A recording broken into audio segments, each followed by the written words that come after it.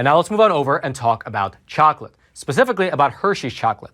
Just yesterday, it was revealed that the Hershey company has begun to fire their unvaccinated office workers. However, the kicker in this case is that as these employees are making their way out the door, Hershey is asking them to sign a 9-page confidentiality agreement, which would remove their rights to either sue the company or to even talk about their experiences. You might ask yourself, well, why in the world would they actually sign such a thing? Well, the obvious answer is money. If the employees sign the confidentiality agreement and pledge not to sue the company, nor talk about what happened, well, they will get what the document calls a special separation payment. And according to the employees who got the money and who spoke to us under the condition of anonymity, they said that the amount of the special separation payment is actually determined by an algorithm, and it amounts to about 2 months' worth of pay. Now, we actually got to speak with several former employees of Hershey, and they painted a fairly consistent picture of what it was actually like to work there. By most of their accounts, working at Hershey was a rather good job. Whether they were working at the Pennsylvania headquarters or at the different offices throughout the different states, they said that they had higher than average wages, there were bowls of candy placed around the offices for snacking, and they were regularly treated to samples of new products to try.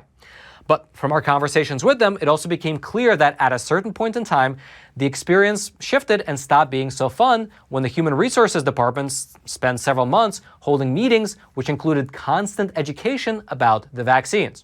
And then the HR department would target the unvaccinated employees and ask them again and again whether they have changed their minds about getting the shot. Here's in fact what one former employee named Kim Durham, here's what she told us here at the Epoch Times. I really thought I'd be okay. I thought, you cannot question my faith. Nobody can question that. Now, just to pause here for a super quick moment, what she's referring to is the fact that back in August, she submitted a religious accommodation request to the HR department, and she assumed that she would get it. However, she continues, quote, I thought this was behind me until September, when I met with an HR representative. It was an interrogation on your religious beliefs. They twisted your words and tried to put words in your mouth. It was terrible. I was asked such personal questions that had nothing to do with religion. And you can imagine her shock when, in November, her request for religious accommodation was actually denied. Now, 2 other employees that we interviewed over at Hershey gave us very similar accounts to this, although those 2 other individuals, they want to remain anonymous since they are still in their final days of employment with the company. However, it's really worth highlighting that everyone we spoke with, they mentioned being similarly troubled by the questions that they were asked during the meetings with either their supervisor or with HR. Here's a list of questions that we were able to compile after speaking to all those individuals. Have you ever been vaccinated? Are your children vaccinated? How do you protect yourself when you leave your home? How often do you go to church? Do you take Tylenol, ibuprofen, Tums, or Midol? If so, how can you say that you're truly a religious person? Because a lot of those medicines also have the same ingredients as the vaccine. And then furthermore, it seems that these types of conversations were both ubiquitous and impossible to hide from. To give an example of what I mean by that, one of the Hershey's employees who we spoke with, they recently had a baby, which is of course a very joyous occasion. However, when they submitted their baby's birth certificate as well as some other paperwork in order to set up insurance, well, in exchange, the employee was asked by the HR department why the baby had received vaccinations if the parent was unwilling to get the COVID shot. Here's specifically what this employee told us here at the Epoch Times, quote, what does that have to do with me keeping a job? From the time we started this ordeal, we have had 7 meetings about my vaccination status. It was like harassment. I felt like I wanted to crawl under a rock when I was done. Now, you might look at the situation and you might say, hey, you know what, Roman? That is rough, but Hershey is doing what they need to do in order to protect the public.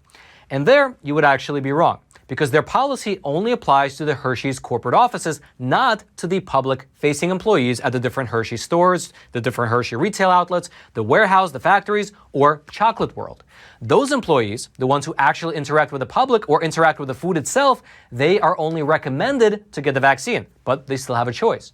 It is only the office workers who don't have a choice, meaning that the thinking behind this Hershey policy is that if you are a common worker and you interact with the general plebes like you and me who go into the Hershey stores, well, it doesn't matter if you are vaccinated. However, if you are a corporate employee and you interact with the high-level executives of Hershey's, well, you better get the shot or hit the road, because we can't have the executives be put at risk. It appears that we are really beginning to enter a 2-tiered society. And by the way, Hershey is not alone in pulling this type of move.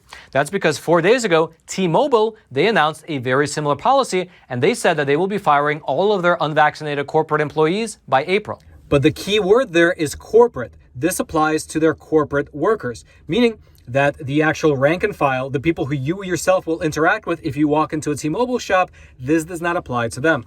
Here's what an internal memo said that was sent out to all T-Mobile employees, and then the memo itself was published by Bloomberg News. Quote, affected employees who do not become fully vaccinated and obtain a Magenta Pass by April the 2nd will be separated from T-Mobile. T-Mobile's badge-controlled offices continue to be accessible only to those who are vaccinated against COVID-19, and we have shared with employees that we are requiring office workers to be fully vaccinated by April the 2nd. And furthermore, the memo went on to say that there will be exemptions for people who have either medical or religious accommodation request for not getting the vaccine, as well as the exception that we mentioned earlier. In order to prevent having any impact on their customer service, that's what they wrote, workers who are actually in the company stores, meaning the people who actually interact with the public, they will be exempt from this mandate. Meaning that all the field technicians, all the people who work in the kiosks, the pop-up shops, all the retail stores, they will be encouraged to get the shot, but they will not be mandated to do so.